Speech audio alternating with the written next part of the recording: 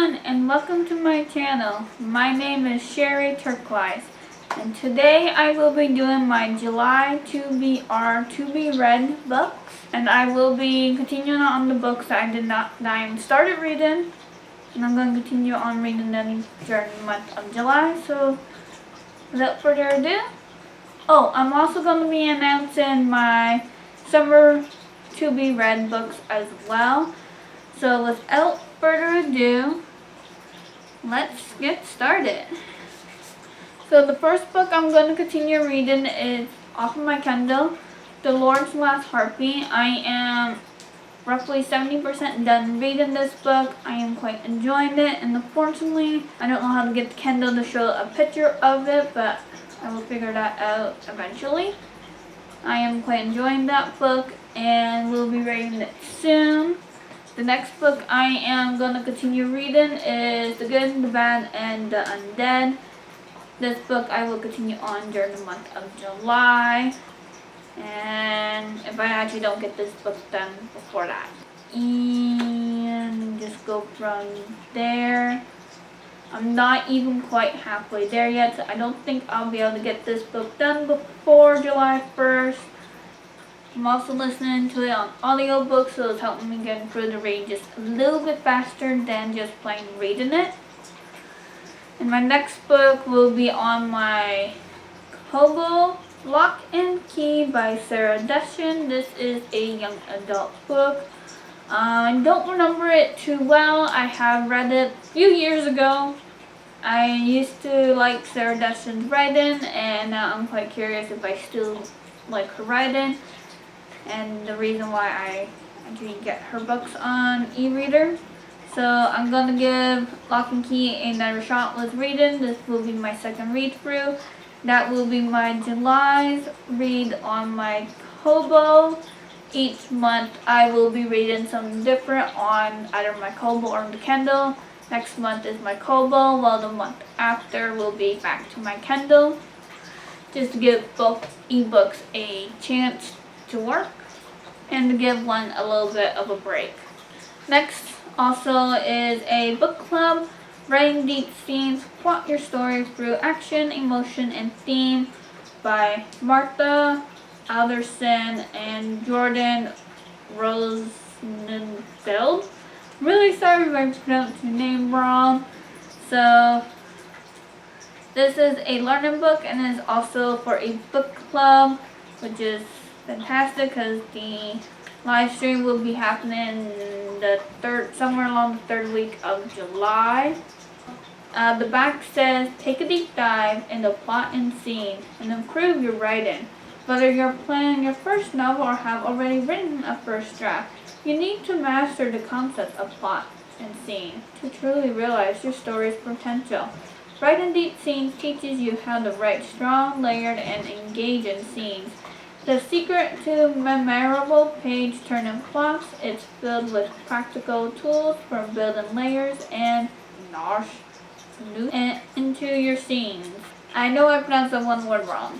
Employing the right scene types at the right junctures and developing a profound understanding of how plot and scene intertwine. Inside, you'll learn how scenes are comprised of three key layers: action, emotion, and how to recognize each layer and weave them seamlessly into a scene. How to develop an interact relationship between the action and emotion in every scene. How thematic imaginary embedded in scenes increases a story's tension and contributes to the story's meaning. Using contemporary examples from a variety of genres, Writing Deep Scenes provide an effective method for plotting at the scene level. Use these techniques and enrich your fiction and memoirs with page-turning suspense and and explore new depths in every story you write. I'm not too sure how you pronounce that one word near the end. And then this goes into a little bit of description about the authors. So this is actually really good.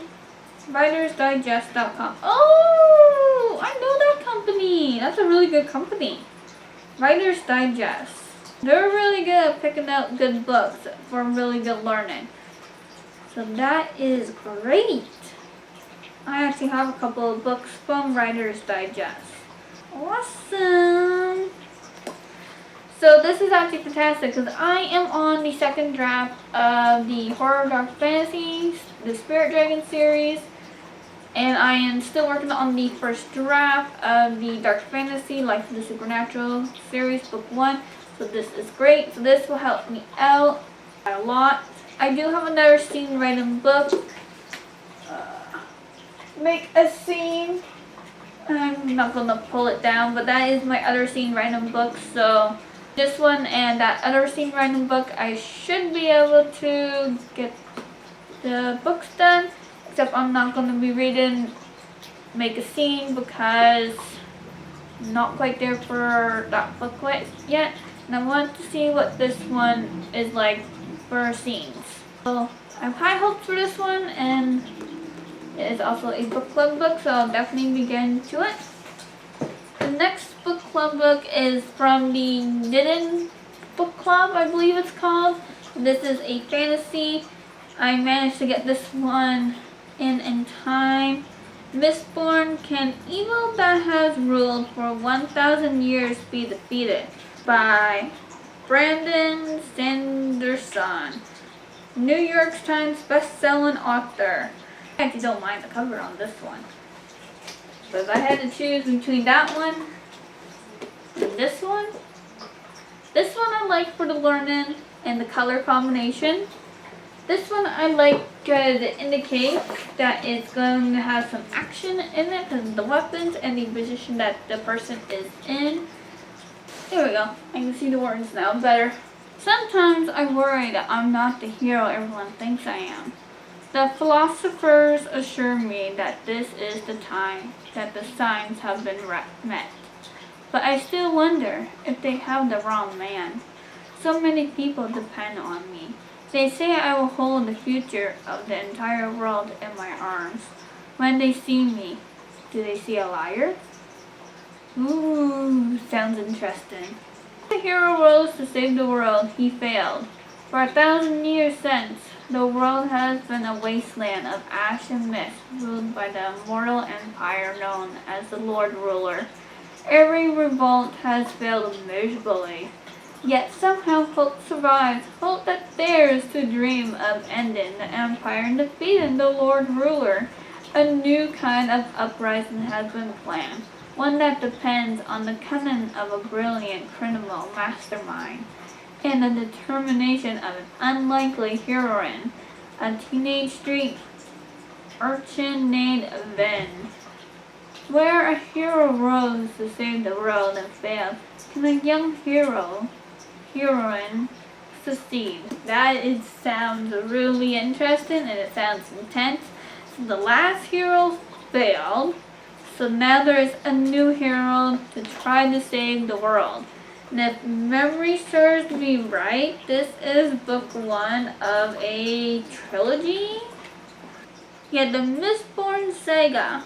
The original trilogy, Mistborn, The Well of Acernon, The Hero of Ages, the Wax and Wane series.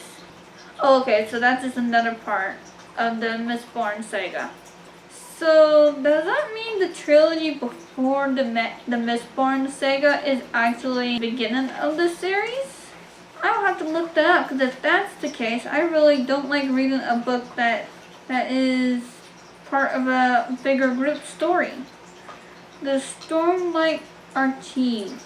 I'm going to have to look that one up to see if it's connected to this saga here. So, that is July. And because July is also the month of Canada Day as well, Canada Day is on July 1st. And then there is the USA, which celebrates, I believe it's Independence Day. I will double check that because I'm not 100% sure. I know July 4th is their celebration of their country. Yeah. So in celebration of trying to fit both countries in, I have some books by the USA authors and I have some books by Canadian authors. some books by Canadian authors. Actually trying to find Canadian authors is actually a lot harder than what I thought it would have been. I guess Canadian authors are not well known, or maybe I'm just not looking in the right spot. So Canadian authors that I have found is Sky Against a Darkening Sky, a novel against a darkening sky pulls you in from start to finish, by Lauren B. Davis, best-selling author of Our Daily Bread and The Empty Room. So I will have to read those books to see what those books are about. So she is or was a Canadian person. I don't know if she still is. I will read the back to you. A young woman torn between her faith and a desire to belong. Valona, the lone survivor of a plague that has wiped out her people, stumbles out of the moors to a new life in the village of Atazadeh. There she is, apprentice to Tolit, a revered healer in Surrey. Valona blossoms under Tolit's tutelage and will one day take her place. But as an outsider, she is viewed with suspicion and all except Margon, a warrior in the Lord's Hall. When the king arrives, proclaiming a conversion to the new Christian religion, and Jeffrin becomes dangerous for Valona and Tolit. I know I'm pronouncing the names wrong. I'm trying. As the villagers embrace new faith and turn against the old ways, even as Valona's relationship with Margon grows, torn between loyalty to the old gods and loyalty to her adopted kind. Valona battles for survival, dignity, and love against overwhelming odds, exploring timeless conflicts and offering rich new nonsense historical detail that brings pagan Britain to life against a darkening sky is an exquisitely rendered work of fiction from one of Canada's most acclaimed and celebrated novelists. So, captivating and entertaining, Winnipeg Free Press. Richly layered, not just a compelling story, but also a treatise on the idea of fighting back when one's beliefs are challenged. The Globe and Mail. So I'm just going to read a little bit about the author as well. Lauren B. Davis is the author of the best-selling and critically acclaimed novels The Stubborn Season, The Reddit City, Our Daily Bread, which was long listed for the Scotiabank Giller Prize and named a Best Book of the Year by both the Globe Mail and the Boston Globe, and The Empty Room named a Best Book of the Year by the National Post and the Winnipeg Free Press, as well as two collections of short stories. Born in Montreal, she now lives in Princeton, New Jersey. So she is a Canadian person, however, it don't sound like she is Canadian anymore. It sounds like she has moved to the U.S. Now, whether she has moved back to Canada is another question. I'm not too sure. So, she is technically a Canadian author, but also a U.S. author as well at the exact same time. So, that fits the best of both worlds. I love the cover. It's night. The story sounds like it's going to take place mostly at night or something like that. Cover is beautiful. There's definitely some romance in it, and it is a fiction book. We just got a Canadian price on it. Okay, I'm fine with that. And the next Canadian book is The Wayside, the Dowra series, a novel by A.A. Gordon. I will be leaving links to everything down below as well. This is book 1 of the series. And I'm just going to quickly read the back to you. 1,000 years ago, the Angeline Mortis haunted vampires to the edge of extinction. In the Sequoia Age, this old enemy has been defeated and an alliance broke brokers with humans, but relations are not always friendly between predator and prey. Miguel Santos is a 500-year-old Coven prince who has finally found his Daura mate, Gwendolyn Rise. But she knows nothing of his world, and now he must find a way to protect her against the rise of a new enemy threatening his people. Gwen knows there is some darkness surrounding her new boyfriend, but it's easy to ignore when he awakens her in ways she never known before. The Angeline Mortis will not stop until they have eradicate not only the vampire, but the Daura who concert with them as well. That sounds like a romance kind of thing, but by this it is a fiction. But it sounds like it's gonna have romance as a second genre kind of thing. So it will be interesting, and it sounds intense. The next book is also a book club book with a little bit of whimsy, I think it's called. Natalie Babbitt is the author. I'm really sorry if I pronounced the name wrong. Tuck Everlasting. What if you could live forever? It is a mid-teens book. A fierce and beautifully written book that can't be put down or forgotten. I actually never even heard of this book until this book club, so I'm quite curious to see what the book is about or to get the full details. And the print is actually a nice size, so it'll be something I might be able to get through within a couple of days. And the book says, timeless, flawless, exciting. Is eternal life a blessing or a curse? That is what young Weenie Foster must decide when she discovers a spring on her family's property, whose water grants immortality. Members of the Tuck family, having drunk from the spring, tell Winnie of their experiences watching life go by and never growing older. But when Winnie must decide whether or not to keep the Tuck's secret and whether or not to join them on their never-ending journey. Decided and excellently written, the New York Times Book Review. With its serious intentions and light touch, the story is like the Tuck's timeless Chicago Sun-Times, flawless in both styles and structure, the Horn Book magazine. This book is as shapely, crisp, sweet, and tangy as a summer ripe pear. Entertainment Weekly. So, there is some immortality going on, and it actually does sound quite interesting.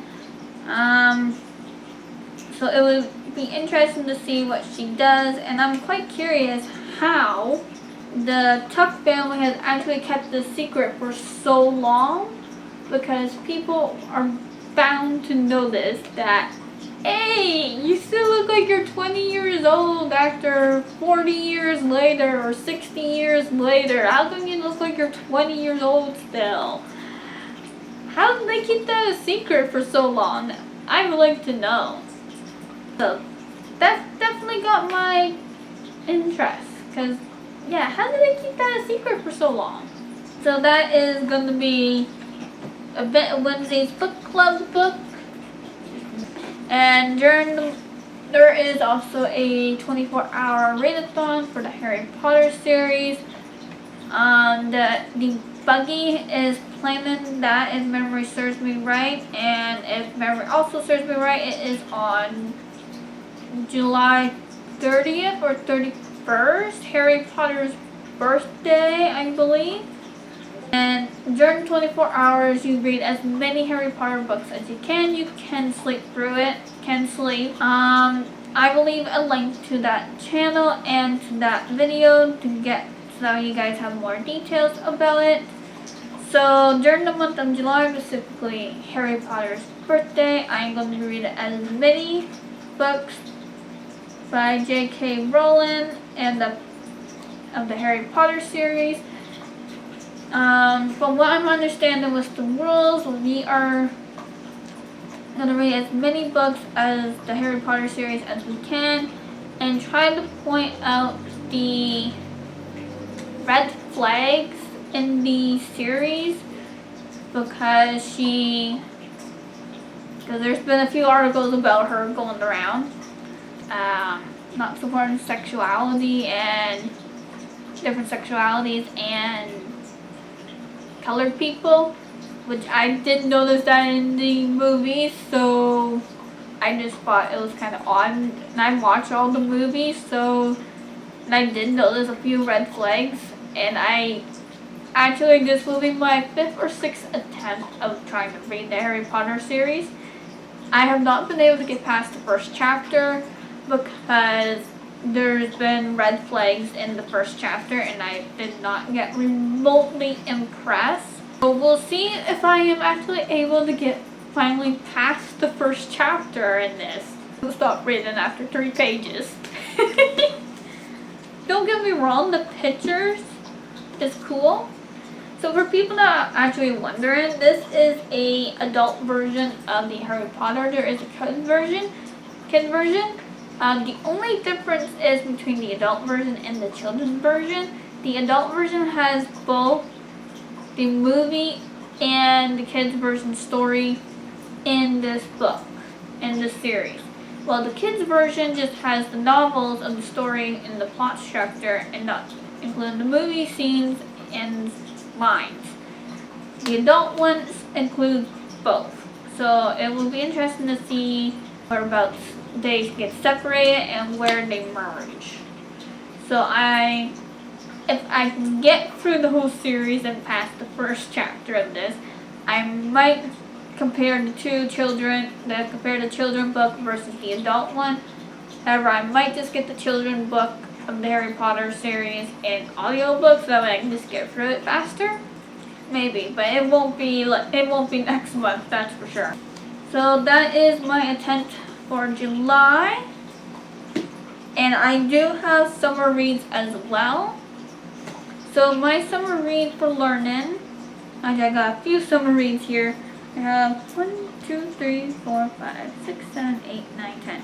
So I have 10 books for the summer read during the month of both July and August until the first day of fall, which I think is September 20th, I think, if not 21st. So I have those 3 months to get through the summer reads, which isn't actually too bad. I know some people only count July and August as the summer, but I count the summer reads from the first day of summer in June to the first day of fall. So I give myself those months reading some books. Now there is a book on here. Actually, there's a couple of books here that I would like to get read before the end of August. Specifically the one book. As for the other ones, I will see if I can do that. So the first one is actually a learning book, A Brief History of the Druids. And this is by Peter Ford Ellis. So this has actually been on my learning TBR list for quite a while. And I am quite curious. The rocks, I know I'm not saying that right, but this landscape has always had a mystery, so I'm quite curious of how they got there, who made them, or what. So this is supposed to be full of theories and they're cultural, if I'm understanding the back. I will read the back. I will read the back to you. The true nature of a mysterious and powerful cult, shrouded in legend and lore for centuries, the lives of the ancient Druids continue to invoke fascination to this day. This compelling history explores who the Druids really were and what role they played in the Celtic world. Peter Ellis' fresh and convincing interpretation of the facts, based on both archaeological and etymological findings, will be of interest and value to anyone seeking a deep understanding of this ancient class and their spiritual way of life. Finally, a book that separates fact from mythology, telling us what we can and cannot know about the ancient Druids. This remarkable book by a leading historian of the Celts offers much of the academic as well as the general reader fascination reading. There's more in the back, and that's all I'm going to read. So it sounds like we are going to get facts instead of theories, so it would still be quite interesting, and I actually would be interested in reading other people's theories on the Druze as well, just to see what their input is. So I will have to look up more books about this cultural, and see what they think. Learning about different cultures has always fascinated me, specifically the ones that no longer exist. Because the question is, well, what happened to them? What kind of life did they have? And so forth. So I'm really excited to read this throughout the summer. The next summer read is The Four Legendary Kingdoms by Matthew Riley. Riley is the king of hardcore action Brad Thor. So this sounds like a thriller kind of thing. And the back reads, non-stop action fest that bleeds action and thrills on every page. A wonderfully complex saga. Associated Press. Oh no. Please tell me I just did not get... I got this book a while ago. So hopefully this is the first book. Or maybe it's a standalone. I'm gonna take a chance that this is a standalone, and if not, I'm not gonna be happy with myself because that seems to be my habit. So Jack West Jr. and his family are living continuously on their remote farm when their lives are abruptly shattered. Jack is brutally kidnapped, awakening in an underground cell to find a masked attacker with a knife charging at him. It seems he has been chosen, along with a dozen other elite soldiers, to compete in a series of deadly challenges designed to fulfill an ancient ritual. With the fate of the earth at stake, he will have to traverse diabolical mazes, fight cruel assassins, and face unimaginable horrors that will test him like he has never been tested before. In the process, he will discover the mysterious and powerful group of individuals behind it all, the Four Legendary Kingdoms. He might also discover that he is not the only hero in this place. Buckle in and enjoy the ride, another spectacular run from the Regent Master of the High Concept Adventure. So, that sounds like it's a combo of the Hunger Games and the Maze Runner as a merge, which sounds interesting because those two series trilogy and now series are the ones that I actually did not mind reading. I actually like reading the Hunger Games, so this will be interesting to see the concept of this because that's what it reminds me of, the Hunger Games merged with the Maze Runner. Possibly a little bit Divergent, not so much Divergent, but for sure the Hunger Games and the Maze Runner. So it will be interesting to see what this story is about. And actually, I don't mind the cover. The cover looks like it's the maze. It's going to be in a round circle kind of thing. So this will be intriguing. The next summer read, this book is a book club, and they will have their book club meeting sometime in August. So this is their summer read. The 5th season, Every Age Must Come to an End by N.K. Jemisin. New York Times bestselling author, interact and extraordinary New York Times. And this is a winner of the Hugo Award 2016. So that is 4 years ago. And this is a trilogy.